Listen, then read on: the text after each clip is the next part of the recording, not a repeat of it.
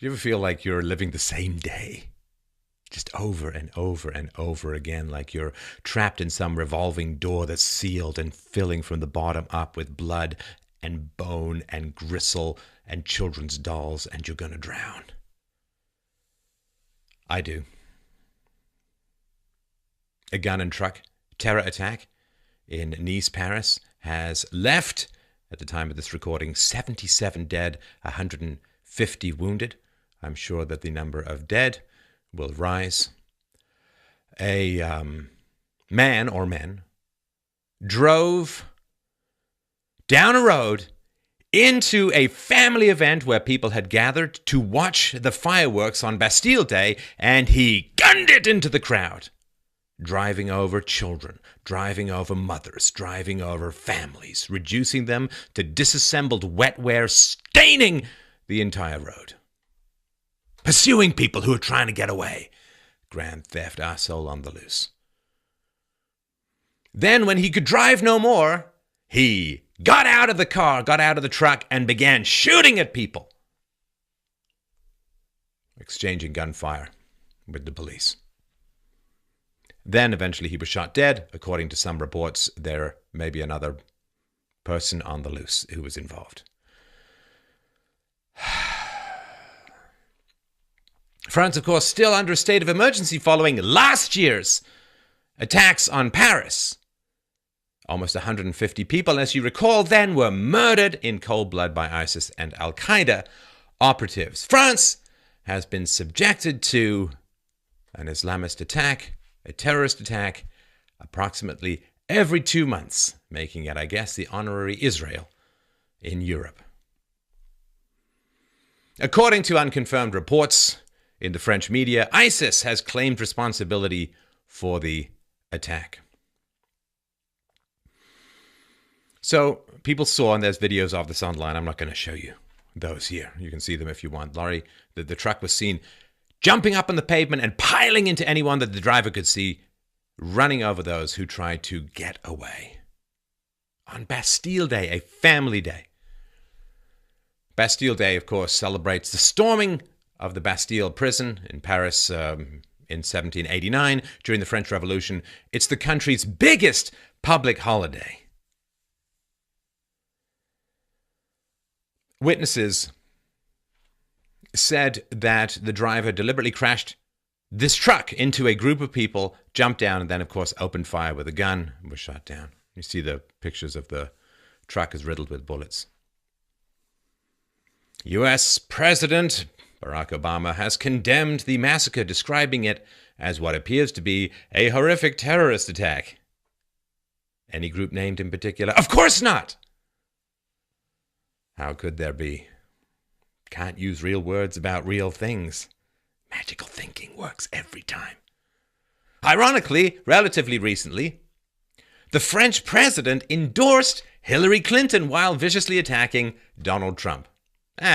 In general, leaders around the world have been pretty open about their hatred and contempt for Donald Trump.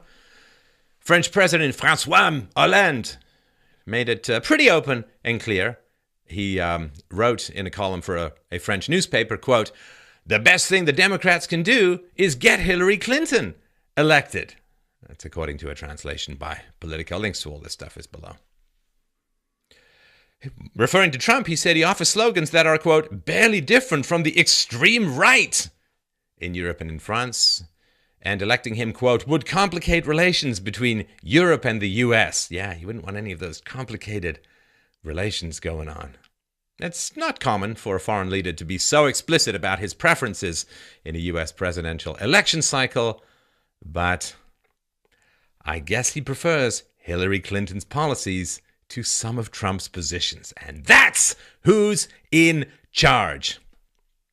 The French military police put out a request, who knows if it's the police, if it's a request or not, saying, please don't show graphical images and videos. Because that's too much reality for people. It might trigger upset. It might trigger frustration. It might trigger a desire for change. No, we cannot have that. You cannot see reality.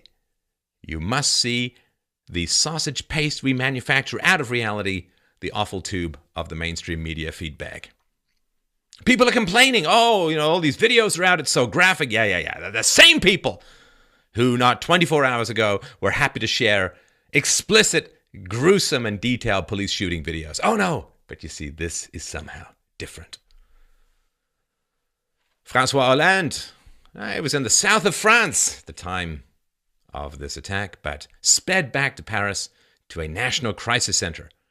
Just hours earlier, he said, well, the state of emergency that was put in place after these Paris attacks last November, we're not going to extend it when it expires on July 26. Quote, we can't extend the state of emergency indefinitely. It would make no sense. That would mean we're no longer a republic with the rule of law applied in all circumstances. It's gun-free zone, pretty much, France, so it's a good thing that the terrorists had no weapons, no hand grenades, no guns.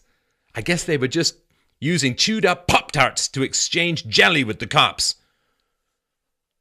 Well, it's okay, because now, in the infinite extension of human freedom, I'm sure that trucks will be banned, and at the end of every street will be big, giant barriers. We'll build a wall, you see, around the people more narrowly and more narrowly and more narrowly, so that they're kept safe. You know who else has blood on their hands? Go with me on a little tangent. Goddamn environmentalists. Oh, how successful they have been preventing Western countries from drilling for their own oil. You see, that's wonderful. Because when you can block, in America, Arctic oil drilling, when you can block the Keystone Pipeline, when you get a wonderfully claustrophobic climate change deal in Paris, when you can put a moratorium on new federal coal drilling, you paralyze people's ability to get energy out of the ground where they live. However, funny story, people still need and want a lot of energy. I'm looking at you, Leo DiCaprio. So what do? Does that mean, oh, well, we're not going to get energy out of the ground in the West, so we'll just stop using energy? No. What happens is they send enormous amounts of money to Middle Eastern countries. Massive wealth transfer, because of environmentalism, massive wealth transfer from the West to Middle Eastern countries. Good job saving the planet, everyone. Look, I'm getting tired of this. And when you out there listening and watching to this, when you get tired of it too, guess what? It will stop. I'm going to say this to the French people, and this is probably the last time I'm going to bother if I don't see something damn well happen soon. Let me tell you something. Number one, it's still your country. Number two, the government is supposed to work for you. Number three, if you speak loudly enough, they will listen. Plato said, a long time ago, he said, the price of avoiding politics is being ruled by your inferiors. It's still your country. It's supposed to be your government. Speak loudly and they will listen. If all you want to do is buy 5 more minutes of peace and quiet, you will fall into the pit that takes all lazy civilizations. The price of liberty is eternal vigilance, as the saying has gone for a long time. What is being done in your name by your government is unholy. The French government is the 4th biggest arms dealer on the planet. They are selling untold massive amounts of deadly weaponry to lovely places like the United Arab Emirates and Saudi Arabia and Morocco. In your name, with your money, with your implicit permission, unless you make it stop. It is still your country. You can pressure the government to pass laws, to change policies, to block, to subsidize, to ban, whatever you feel is important. You can make that case. Because is this the kind of world that you want to live in? You're walking down the street. You're kind of nervous. There's a guy with a backpack. Oh, I'm kind of nervous. That guy looks like he's got A pretty big overcoat on for a warm day. Oh, shit, was that a truck? Did I hear a truck? Oh no, did a car backfire? Yeah. Welcome to your future. Welcome to your country. The infinite land of sky-baked paranoia. That is where you're heading. Unless you get together and with a loud voice speak your mind until people in charge listen.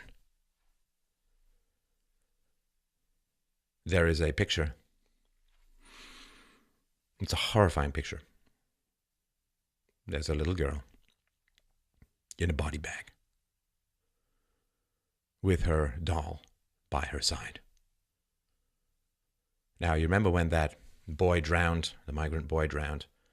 The picture was everywhere. Is the picture of this little girl going to be everywhere?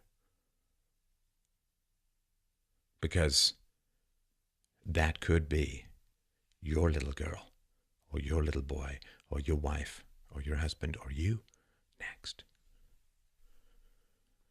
It is still your country. Do you know what your ancestors had to do to build the country whose freedoms that remain you still enjoy? Do you know who they had to fight? Do you know what they had to do to deliver to you, with their dying, shaking hands, the liberties that you pretend to celebrate? Do you know what your responsibility is? Your responsibility is to preserve and hopefully extend those freedoms, to pass the gift on to your children that was given to you. But that means getting off your asses, getting out and talking, getting out and writing, getting out and speaking, getting out and doing something to change what we all know is coming. It does not have to go the way it feels inevitable and the way it is inevitable if you don't act. It doesn't have to go that way. The future is not written in stone. The future is written in choice and commitment and will.